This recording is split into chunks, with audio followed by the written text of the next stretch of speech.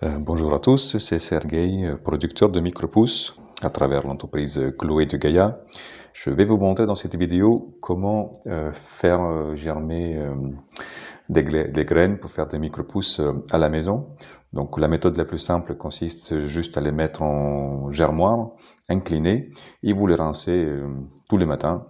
Et au bout de 3-4 jours, vous pouvez les consommer. Et si vous voulez vraiment avoir des micro-pousses, il va falloir être un peu plus patient et un petit peu plus technique. Et justement, c'est le but de cette vidéo, c'est de vous montrer comment le faire à la maison. Donc, ce que vous avez constaté, c'est que vous avez un tapis de noix de coco. Donc, ça va servir de substrat. Moi, j'utilise de terreau pour semis, mais c'est plus simple que vous ayez déjà un petit bout plutôt que d'acheter un sac de 40 litres si c'est juste pour faire l'équivalent de 3 barquettes, puisque le deal que je fais, ce que je propose, c'est le prix d'une barquette équivaudrait à un kit dans lequel on peut faire 3 barquettes. Et si vous achetez que des graines, ça va jusqu'à 6 barquettes. Voilà, juste pour info. Donc on va commencer avec un contenant. En l'occurrence, je pense qu'une assiette, ça va être le plus adapté, légèrement concave, pour pouvoir mettre de l'eau. Et donc, tout simplement, on va mettre ça là-dedans. Si vous voyez qu'il y a des petits bouts, on va les éviter, soit en les mettant par-dessous, mais sinon, on va voir ensemble ce que ça va nous donner. C'est aussi la première fois que j'expérimente avec ce modèle-là. J'ai déjà expérimenté avec d'autres types de noix de coco, mais ça va être aussi une première pour moi, pour bien constater que ça marche. Donc ça, c'est le papier de cuisson que j'ai déjà découpé à la bonne taille pour que ça dépasse légèrement de chaque côté. Ça va servir de filtre un petit peu pour éviter toute contamination bactérienne, pour éviter les moisissures, les algues et tout ça. L'avantage aussi, c'est que ces petits sachets ont déjà été pré-mesurés. Donc le poids, j'ai déjà mis à la bonne densité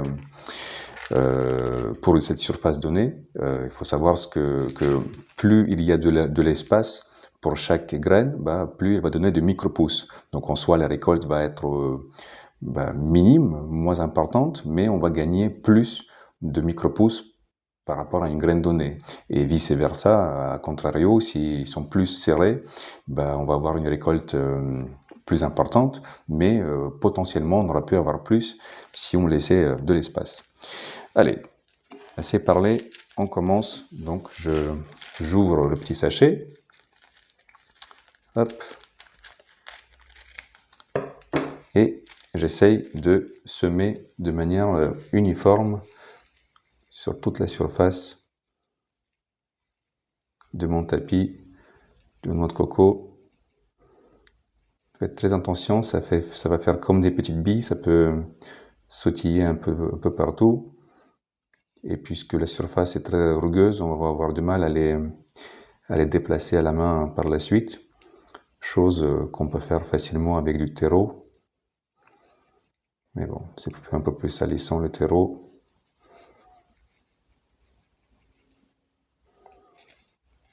Là, c'est pas trop mal. On va essayer de répartir un petit peu quand même avec les doigts. Si vous avez des graines qui sont tombées, vous pouvez les remettre.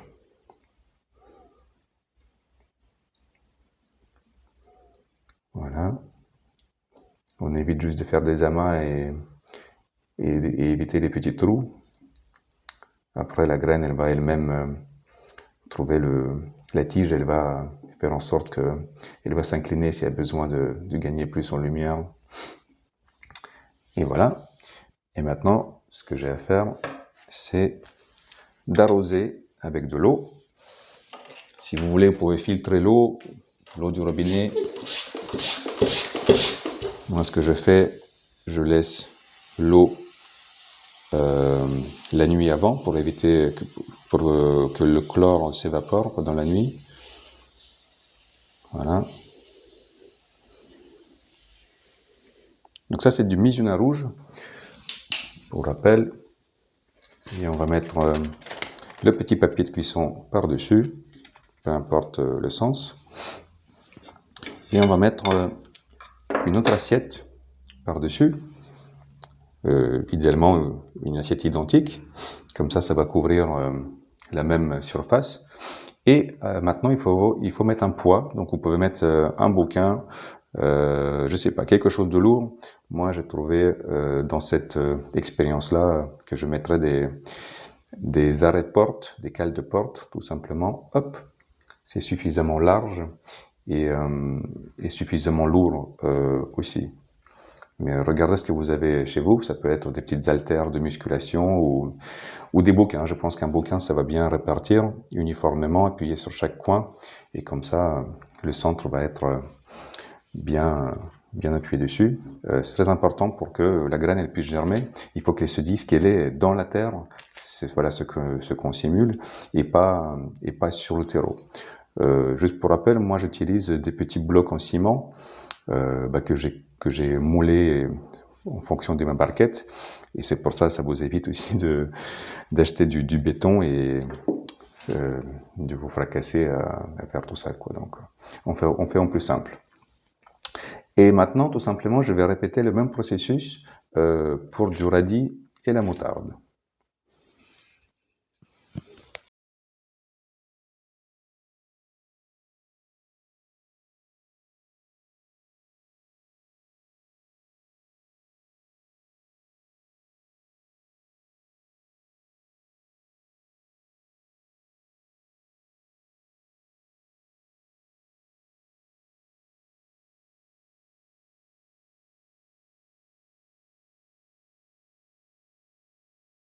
Maintenant que j'y pense, je me suis dit que puisque je vends ça par 3 sachets de graines, rien ne vous empêche de superposer les 3 assiettes.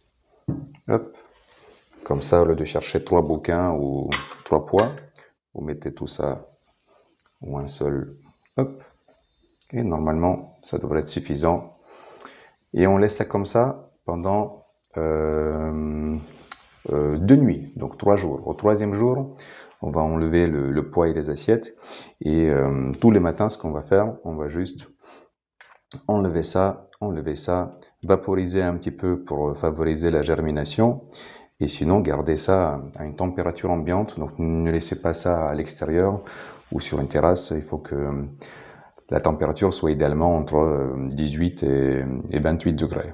Voilà, avec une humidité entre 60 et 70. C'est un petit peu les conditions que nous avons, nous, les humains, à la maison. Donc rien de très particulier. C'est pas comme pour des champignons ou je sais pas. Donc assez simple en soi.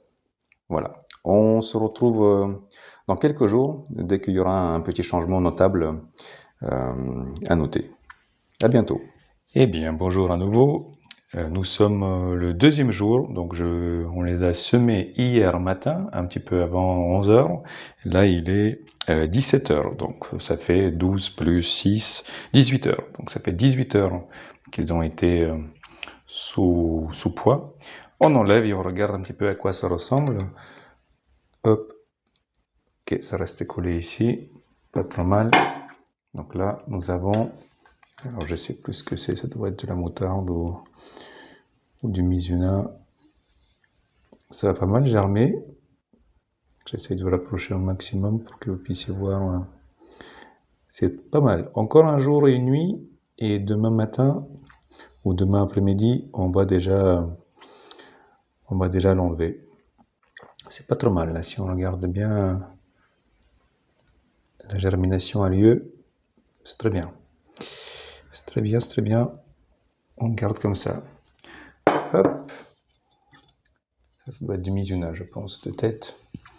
Deuxième assiette. Hop. Ah, je pense que c'est ça la moutarde de tête. Là, c'est pareil, donc la germination a commencé. Peut-être pas de manière uniforme, mais on voit bien que le petit radicule il commence à sortir de la graine du tégumen ou tégument. Voilà, tout va bien, tout va bien, tout va bien. Plus tard, je ferai aussi des tests pour voir si ça marche aussi avec de la coriandre, du tournesol et des petits pois. Ce sont des graines qui nécessitent un peu plus de thon et du terreau, je pense. Donc à voir si ça peut marcher. Et là, on a du radis rose. Du radis rose, pareil, ça a bien germé. Donc mission réussie.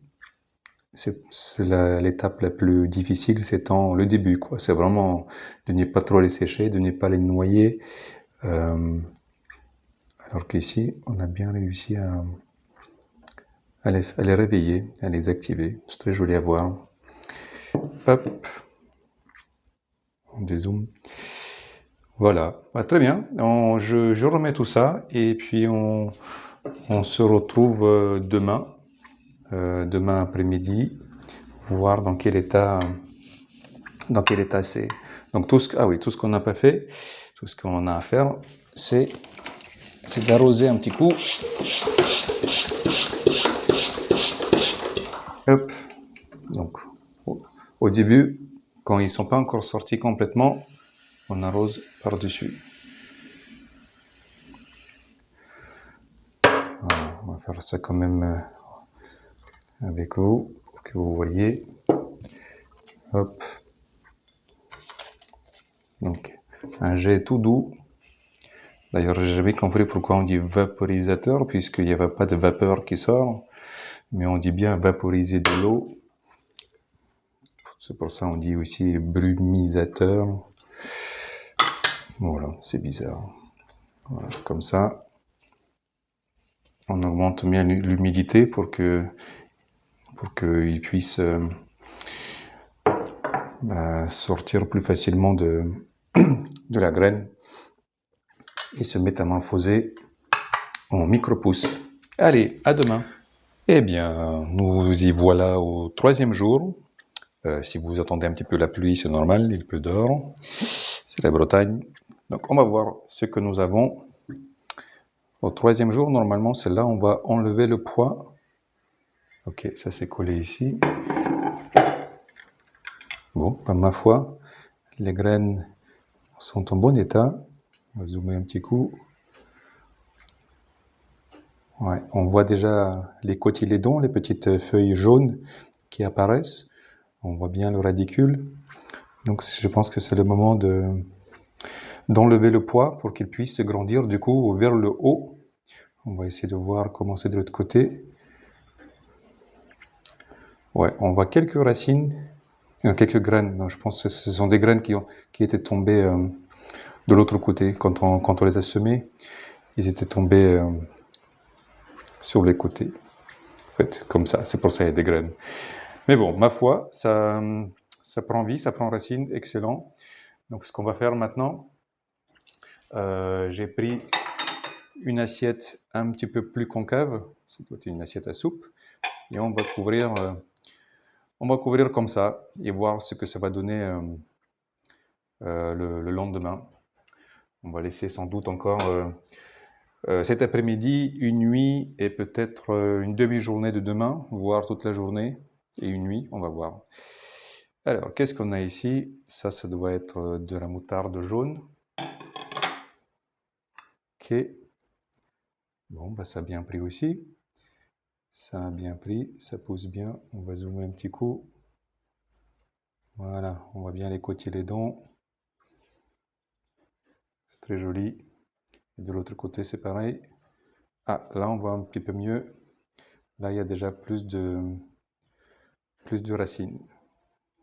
Donc, c'est que tout va bien. On a réussi l'étape la plus difficile, de le réveiller en toute délicatesse.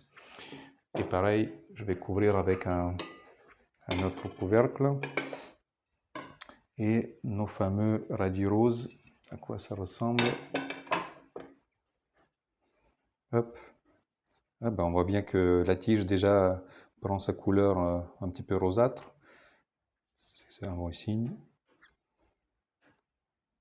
Voilà, on voit bien la petite peau qui s'enlève. Voilà, et de l'autre côté, comment c'est? Oh, là on voit bien là.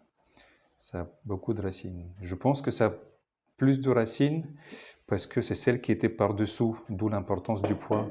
On l'a vu ici, il y en avait un petit peu moins, et sur la première encore moins. Je pense que c'est parce que c'est un effet de poids Sur la première, il n'y avait que ça, alors que sur la deuxième, il y avait ça plus l'assiette, et ainsi de suite. Sur la troisième, donc il y avait 2 assiettes plus le poids. Donc pensez bien à mettre quelque chose de suffisamment lourd pour que ça marche bien, pour que la graine elle se dise qu'elle est vraiment dans la terre. Et là, ce qu'on va faire tout simplement, bon, on arrose un petit coup, pas grand chose, juste pour favoriser la métamorphose de la graine vers la plante. Et donc je vais faire pareil aussi pour les 2 autres assiettes. Ok, eh bien on se retrouve au jour 4, le lendemain. À bientôt. Alors, je suis déjà un peu perdu, je pense que nous sommes au 4e jour. Et on va voir un petit peu à quoi ça ressemble. Tadam! Et ben voilà nos petits radis qui prennent vie. C'est plutôt pas mal, bien joli. On va zoomer un petit coup. Hop. Voilà nos petits radis. Radis roses. C'est plutôt pas mal. On voit un petit peu les graines qui sont encore... enfin, les écosses qui restent de l'autre côté. Ah, voilà, on a un joli système racinaire. Waouh, waouh, waouh, waouh, waouh. C'est parfait. Donc ça agit comme une unité. Donc ils communiquent et ils se partagent les nutriments, l'eau. Hop. Et en fait, ce que j'ai constaté, d'ailleurs c'était aussi le premier essai pour moi, c'est que les assiettes comme ça, mine de rien, même si c'est blanc, ça laisse passer, je ne sais pas si on voit un petit peu mes doigts là, ça laisse passer la lumière. Donc pensez à mettre une serviette ou quelque chose, ou utiliser des assiettes plus épaisses, ou en tout cas qui ne laissent pas passer la lumière autant que celle-ci. Voilà, je ne le savais pas, donc voilà. Donc comme ça, on a fait le test ensemble. Donc du coup, ce que je fais pour éviter les moisissures et tout ça, je vais arroser par-dessous. Voilà, un petit coup d'eau. Hop, comme ça va boire. Et on va voir, peut-être déjà demain, on va pouvoir les consommer. J'aurais pensé que si c'était en complète obscurité, les cotylédons auraient été jaunes et on aurait pu se gagner en hauteur. Mais bon, en soi, c'est pas plus mal. On va voir comment ça va évoluer demain. Hop, on va mettre ça de côté. Et donc là, on enlève de l'obscurité puisque la photosynthèse peut se faire. Et voilà. Ici, c'est pareil. Ils sont verts alors qu'a priori ils devraient être jaunes. Mais bon, ça pousse bien. Ça pousse plutôt pas mal le 4e jour. Je pense qu'au bout de 5e ou 6e jour, on pourrait les manger.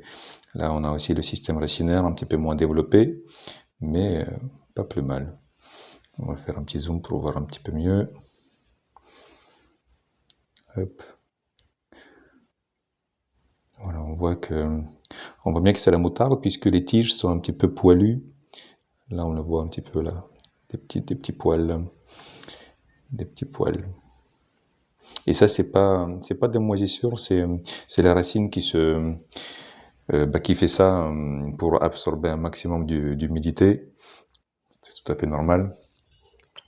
Donc le tapis, il est un peu demi-sec, quoi. Donc on va ajouter de l'eau.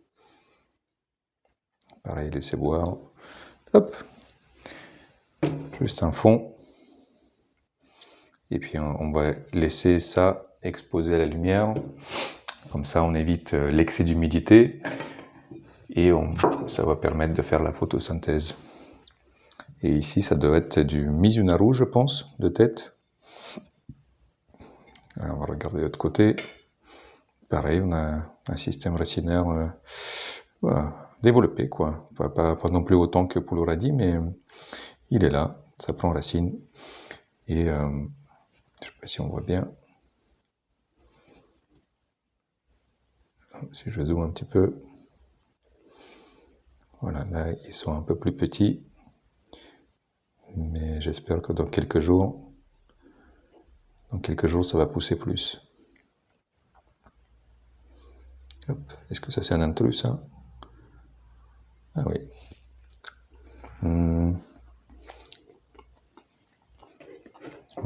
Voilà. et j'arrose par-dessous.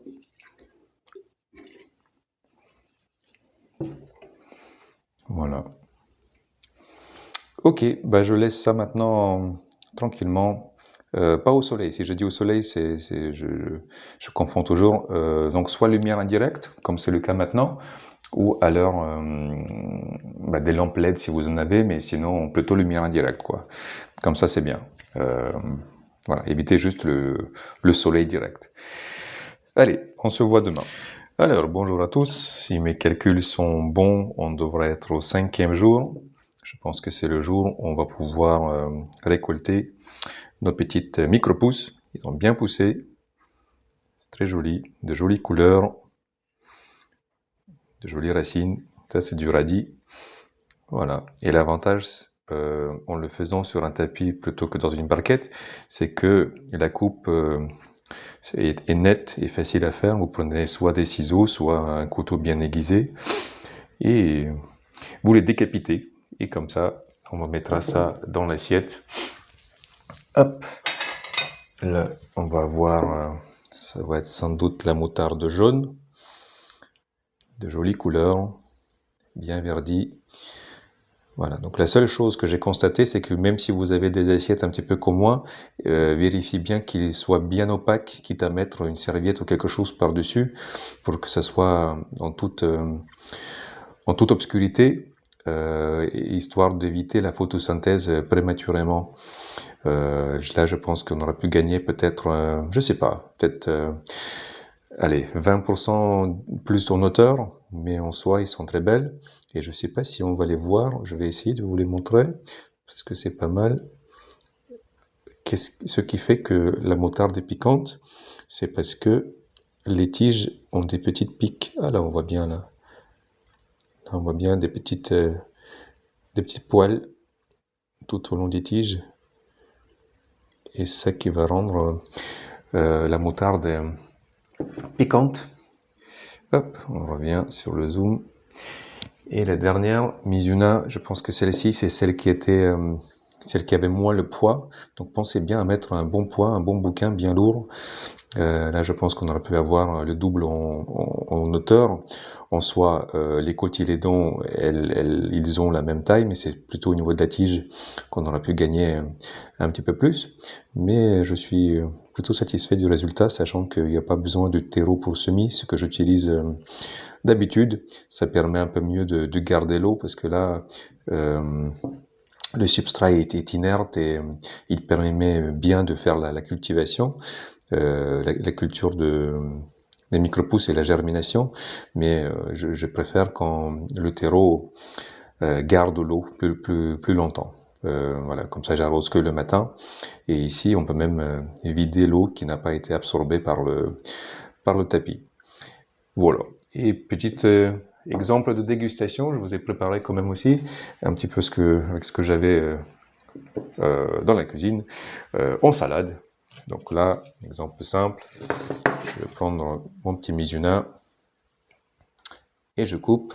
Hop, il n'y a même pas besoin de laver si les conditions de culture n'ont pas, s'il n'y a pas de poussière ou rien de compromettant, bah, ça passe très bien. Hop, voilà. Et on a une jolie salade, bien agrémentée en bonnes choses.